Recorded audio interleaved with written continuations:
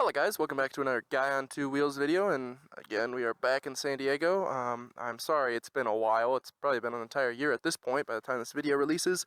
Combination of engineering being really hard, microphones breaking back like the moment I buy them, they infuriate me, and bikes blowing up. I haven't had time to record YouTube videos, so I'm hopefully gonna get some videos recorded today and then get them spaced out over time, but we'll see. So yeah, this video we're doing Valley Road off Pine Valley, so that's the 8 right there, and if you go that way it'll be Pine Valley. This is a great easy trail. It kind of just goes out and does a little loop, but great for beginners. I think it's like 20 miles or something, that's what I heard. Open to all OHV vehicles. And yeah, you can cut over through Kernan Cycle all the way over to Corral Canyon. I wish there was a 4x4 road that cut over, but we can talk about that later. Yeah, enough talking. Why don't we just get to riding? Again, I am on, I don't know if I've ever done a video on this, but actually I did. I did the last ones. The last ones you ever saw, this is my dad's yellow DRZ 400S. And if you see the dash is missing, I guess I can go over that right now. Well, what was it? 3 weeks ago, I came back in town and decided to, you know, do a nice District 37 or 38 race. Not 37, that's north of LA. I did a District 38 race. I was doing great, having a lot of fun, and that previous Thanksgiving, I had really learned how to ride whoops. I was starting to get the technique in and really figuring out where to set my rebound and compression to the point that I could start skimming whoops instead of rolling them like you do as a beginner. And once you start skimming them, you can just start going really fast. But the problem with that is when you skim whoops, you kind of just commit, and there's really no way out of it. And I started getting some head shake because the guy crashed in front of me, and I was in some nasty, like, trophy truck style whoops, and started getting some head shake, and I was like, oh, what I do, and I chopped the throttle, and the moment I did that, rear end kicked out, like, almost 90 degrees, got bucked off, bike went over my head. It was nasty. God bless I didn't break anything, but the bike sure broke. Smashed the dash, broke a radiator. Was still able to finish the race because, you know, I didn't see the leak until I got home. Yeah, I broke the radiator, broke the dash, and what's crazy enough is the banjo bolt on the front brake somehow worked loose in the crash. So when I pulled my brake, I just was gushing brake fluid, which is really weird. You wouldn't think, like, I thought I cracked the reservoir, but no, it just broke, backed out a bolt. So I came into the pits, put the wrench on, and finished the race.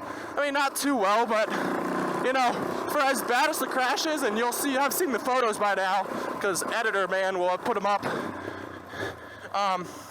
Thanks, Editor Man. You don't get enough credit for what you do. But yeah, this is a great one if you want to, you know, you've done Pomo Valley on your 4x4 dual sport, and you want to just look for something that's a little more challenging, because, you know, it's got big jumps, big berms, nice rocks, and it's really pretty. I mean, it's out in the, where are we? Cleveland National Forest, that's it. You know, if you want to come down south, out towards Pine Valley, really fun. And I like doing this on the dirt bike because it just extends my riding. You know, Corral Canyon is about maybe an hour 10 or 15 from where I live, you know, getting up to Four Corners and whatnot. But if I go from here, it's only 50 minutes, and that remaining, you know, 20 miles, I get to ride off-road, which is really rad, you know.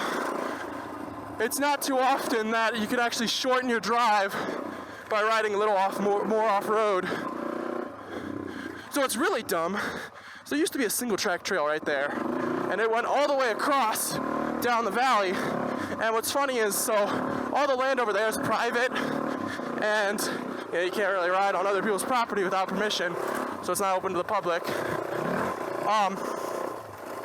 But there's this little corridor right down that valley, and there was a nice single track, and of course it's not designated, so it's not legal, and it's like, oh, come on.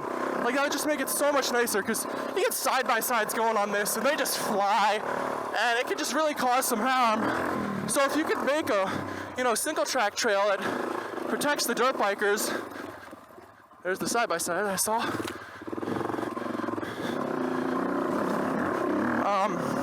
Where was I? Yeah.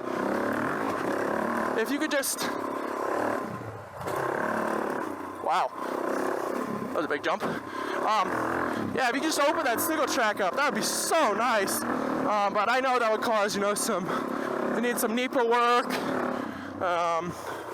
archaeological work and stuff, and a bit of money, which the forest has, but rangers don't want to spend because, they do their job. So, if you want to get maybe that opened, or, a forest road that gets over to Corral Canyon, maybe consider joining San Diego Offroad Coalition. They just had a cleanup and trail work party out here 3 weeks ago, I believe. That was a fun one. I wasn't actually able to make it because I was doing the race, and I was supposed to come after the race, but, when you crash like that, you don't usually want to ride the rest of the day cutting trails. So yeah, if you want to see, Corral Canyon expand and new off-road parks get opened in San Diego, and, good bills get passed federally and state-wise, go check out San Diego Off-Road Coalition. It's only like $25 a year, which is really nothing. I mean, that's cheaper than a billet anodized gas cap that we all love to buy. And, your money goes a long way. They really don't get the support they deserve, and it's kind of just neutering them. I know the president, he's like, man, if we just had like 1,000 members, we could do so much more. What's crazy is there's 1,000 registered off-road vehicles in San Diego County. So that's literally 1% of off-roaders giving just a little bit. And we could do so much. But, that's how it goes. People like taking and riding the trails, but they don't like giving back and building new ones and then complain why they get closed. It's because you didn't do any work to it.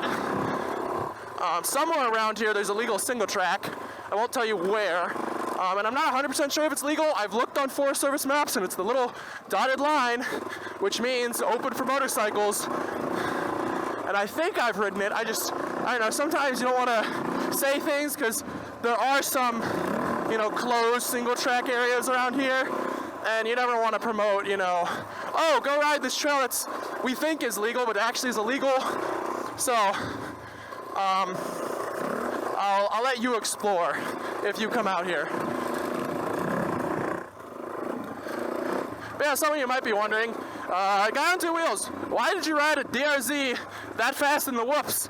And my answer is, it's the only bike I got. And the DRZ, I got a bone to pick, because people are like, man, that thing sucks, it's got DR in the name, so therefore it's as bad as the old DRZ 200s and DRZ 125s and DR 650s, that thing sucks, crappy suspension, crappy engine. It's like, oh, BS.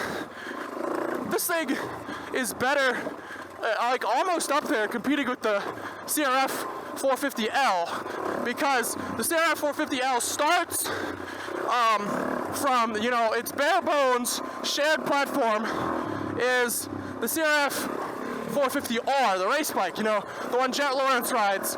And then the first off-road conversion is doing the 450RX, which has, a little plusher suspension, 18-inch rear wheel, and kickstand, but still it's mostly motocross platformed. And then they're like, okay, where's our Baja bike? So we have the CRF 450X, which is the more off-road version of the L, but it's still the basic platform. It's got low oil capacity. Sure, it has, more piston rings in its pistons, so you aren't replacing the pistons as often, and a little lower compression, but it still is an off-road engine. It's got titanium valves, really light componentry. It's not overbuilt like the XRs of old. It's still, It's kind of like the old school CRF 450X, but a little more overbuilt. And I just don't like those, because, you know, I like being able to roll my bike out, ride it, and put it away, while still doing some off-road stuff. And the DRZ, it kind of started off-road, and actually was intended to go more motocross. So when the DRZ was designed, it was when Yamaha had just released the WR400, and Suzuki wanted to answer that. So what do? They pretty much copied the WR400, chopping. The DRZ is derived actually from the Gixxer, so it's a one-cylinder Gixxer something, and then bored and stroked to whatever 400cc, but that's what it's derived from. And then, you know, they put a pumper carb, high lift cams, and the original DRZ 400s were making like close to above 44 horsepower, 40 horsepower, not 44, like some with a little bit of modifications you can get up to 44, which is right in line of, like, you know, just a little less than KTM 500, CRF 450L, etc. Like 40 to 45 horsepower is almost the perfect amount for a high performance dual sport. And people just forget that because the street version got so neutered, you know, down to like 33 horsepower and a lot more smooth to, you know, do street riding. So people think, oh, the DR is really bad. That's actually not, and that's just the engine. If you look at frame and suspension, it's actually pretty race designed too. The frame, suspension, and brakes are almost all stolen or derived off the 95 to 98 RM250. Suspension is actually the exact same, which is a little bit different valving and spring rates. And Suzuki did the most bonehead thing in the world, where they sprung the front suspension for about a 120-pound rider, and then sprung the rear for about 170. Actually, I think it's like a 190-pound rider. It's heavier than me. Well, I guess I'm that weight now. Joys of getting old, you gain weight. And it's like, who thought that was a good idea? Sure, it might make a little more plusher suspension, you know, at the front, but at least spring the rear for 120, have it balanced. But to have stiffen the rear and soften the front just seems like a really bad idea. So yeah, it'll curve right over here. There used to be a forest road over there that went down to the 8, or Buxman Springs Road, that's the one.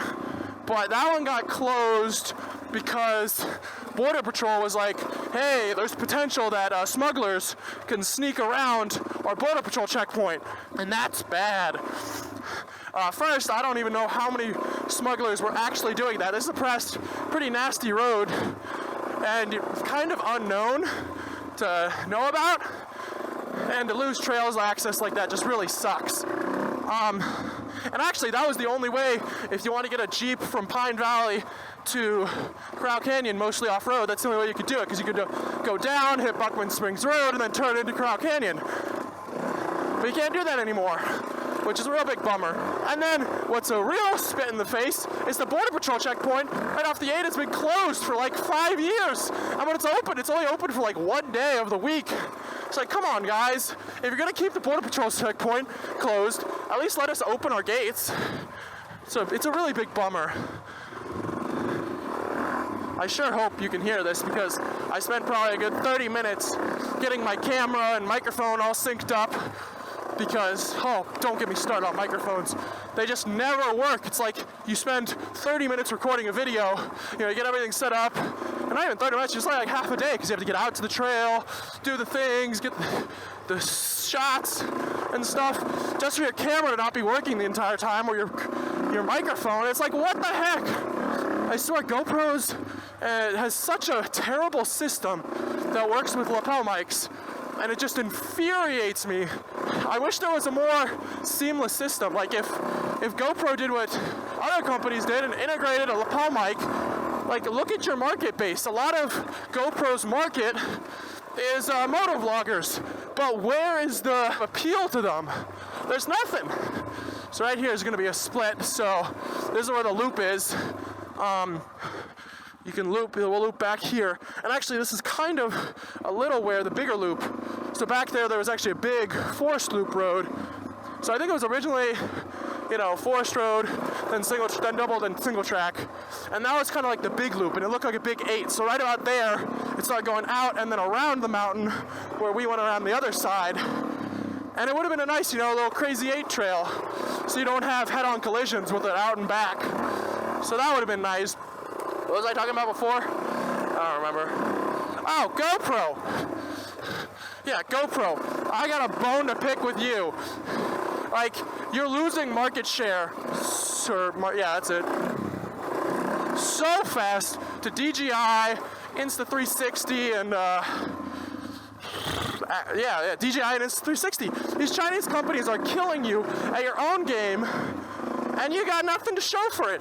And it's like, they look out for the market. They have, you know, Moto rider bundles where you get the microphone and stuff, and it's all seamless together. And GoPro is still using this stupid media mod and other thing, I forgot what it's called. What's that stupid $50 rectangle? Yeah, it's like $50 to have an aux port. GoPro, that's stupid.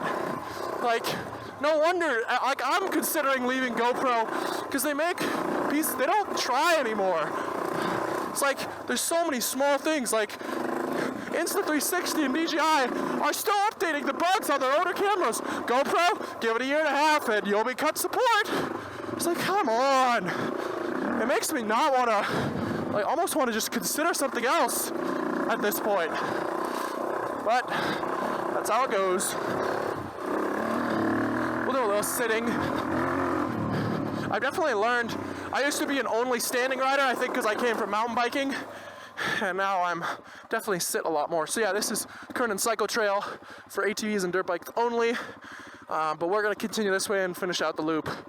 So yeah, the video for that should be pinned up there. It actually did pretty well, a few hundred views. You know, for a channel that's pretty small and doesn't upload much, I'll take my views. And I mean, off-roading in just San Diego, that's a pretty small niche for viewers.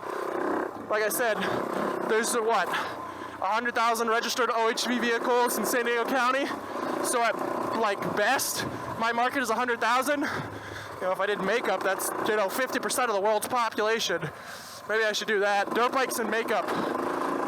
Boy, would that be an interesting channel. One of my friends, he's been kind of like a good mentor to me in riding. He taught me a good trick, so I'll teach it to you. It's to break target fixation when riding. What you do is you look at something you don't want to hit, and then you don't hit it while looking at it, and it'll kind of force your brain to break that idea of, if I see something, I go there, and you know, actually go where you want, not where you don't want to go. So like, I'm gonna look at that rock right there and go just by it. And I've found just doing this, one, it breaks your target fixation, but two, it makes riding, long rides, you know, when you're just like on a washboard road, or a long, you know, just wash out in the desert, and it's, you know, it's one of those days you're doing like 150 miles or something. It gets a little boring. Not to say dirt bikes are ever boring, but, you know, sometimes it's like, you're just cruising. And that allows me to get almost in like a flow state. Because it's like, do this little thing, go. Do this little thing, go. And I find that's when we are most in our flow states, when we're breaking down our riding to like the most bare bones, basic thing, and we're just looking and going. And you just focus on that tiny thing, and then the whole world just like blurs past. And I think that's how endurance riders do it. They just like, I was listening to Torture Test magazine talk about how he did the 24-hour endurance race on a CRF 230.